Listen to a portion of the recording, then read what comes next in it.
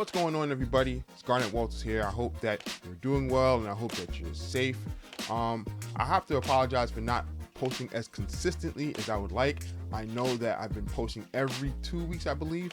There's been a lot of work happening, rehearsals and recordings and stuff. So by the time I finish with those, I can't even get a chance to share with you all here on YouTube. So I want to apologize for that for sure. And I hopefully can record more consistently if I don't get calls and things like that. I have to handle my business, but I feel like I owe it to you all too, to create content and share it with you all. But thank you for your support nonetheless. So today's video is going to be a little different because usually I'm doing music theory or doing a video on sound libraries or DAWs and things like that. And this video's been on my mind and my heart for a while. And this is just talking about gigs. I know that in the thumbnail it says 2 types of gigs, and you might be thinking, all right, you have your good gigs and your bad gigs. Yeah, that's true. You have your fun gigs and you have your boring gigs. That's true too. You have your really easy gigs and you have your very challenging gigs. And that's true too. All of those make sense and all of those are true.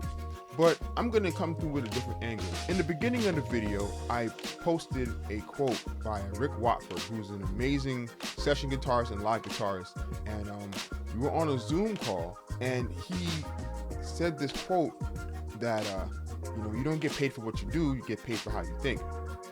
And it was very thought-provoking because as a musician, sometimes we can think, well, I'm just getting paid to play and so forth and so on. But at the end of the day, you can get paid, you get paid for how you think in some aspects. So I was just looking throughout my life and I'm like, man, there are really 2 different types of gigs. Gigs where you get paid for what you do, and there are also gigs where you get paid for how you think. Now, I'm not saying that one is bad and one is good, but I could tell that there is a difference. And it was the difference in in my interaction with whoever the gig was for and or with. For example, for the gigs where I get paid for what I do, I noticed that there really isn't a personal connection like that. Again, I'm not saying that this is just across the board. I'm saying just what I've noticed, that I just get paid to execute and then that's it. Get paid and then you just on your merry way. There's no personal interaction. Whereas getting paid for how I think, I also realize in those situations where I get asked a lot of questions, and I notice that, get paid for what I bring to the table, how I think, my personality, my approach to the music, things like that. And I find that those kind of gigs where you get paid for how you think, they're more, what's the word I want to use? They're more rewarding. I find that they're more rewarding because the way that you think, it influences a lot of people, and in terms of networking and just trying to understand your process and stuff. I find that doing gigs like that, it spreads a lot more than gigs where you just get paid for what you do. It's well, if you get paid for what you do, then it's okay, that's it. And then you just keep it moving and you get referred. Oh, this person did, played this, song or whatever, or played at this function and it sounded great. And you get work off of that too. Again, I'm going to keep saying it throughout the video that I'm not saying one is bad and one is good. I just noticed that there is a difference. So you're probably thinking, I'm doing gigs where I'm getting paid for what I do. And I don't want to do that. I'm not saying that at all. What I'm saying is that you just need to know the difference. Now, there are gigs where you get paid for what you do, and if those gigs are consistent enough with the same person, eventually those gigs become gigs where you get paid for how you think. And I also find that the gigs where you get paid for how you think, again, opens up other doors, because it's not just you as a musician, but it's also you as a person, you as a creative mind, and anything attached to that. So I just find that there's a difference between the two. But there are some things that are in common between the two. You have to be professional. You have to be punctual. You have to have excellence in what you're doing. You got to be respectful and polite. Now, you have all those gigs where you have to approach them the same way. The way that you approach a gig, it will show when you play, and it will show in your body language and how you talk. So there was a thought-provoking statement in question that was in the call too, and this is what it was. Musicians are a dime a dozen. What makes you different? What do you bring to the table? Now that's a very important question. There are thousands, hundreds of thousands, millions even, a lot of musicians out there, and different skill sets, they can play, but the question is, what do you bring to the table? What makes you different? What makes me different? Life experience, approach to music, anything.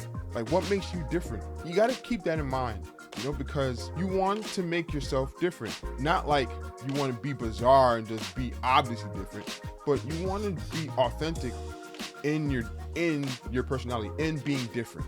So take some time out to find out what makes you different. Write a list, write what you're good at, what you're not good at, and what makes you different than other musicians. Because sometimes even the most subtle differences are a big deal to whoever you're playing for or playing along with. So ask yourself these questions. What gig am I doing where I'm getting paid for what I do? And what gigs am I doing that I'm getting paid for how I think? Again, I'm not saying one is horrible and one is awesome, because there's a wide spectrum. But it's good to ask yourself that question, because you want to be able to grow and develop as a musician. So I really felt that I should share this question and these concepts with you today. And I think I might do more of this, because we can have all the skill and all the latest, technology and, sound libraries and stuff. But if we don't know how to navigate, in being a musician and creating a living from it, then, time is wasted. Time's being wasted.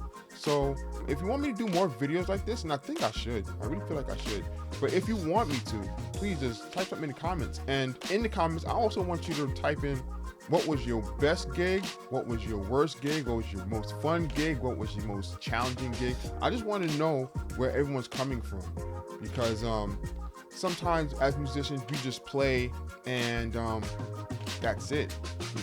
We don't really get a chance to interact and tell our story and tell, the journeys that we've been on. So, write that all in the comments. And if you made it to the end of this video, thanks for taking the time to check it out. I appreciate it. If you want to reach out to me on social media, my social media information will be in the description. Also, if you haven't subscribed to the channel, you can press that subscribe button. I really appreciate that. And if you like the video, just press the like button. Also, if you press the bell, you'll know whenever I put out a new video. You'll be one of the first people to know. And again, I'm going to do my best to be more consistent and record every week, hopefully if the workload doesn't get too crazy. But again, thank you for taking the time to check out the video. And again, ask yourself those questions. What gigs am I doing where I'm getting paid for what I do? And what gigs am I doing where I'm getting paid for how I think? Peace.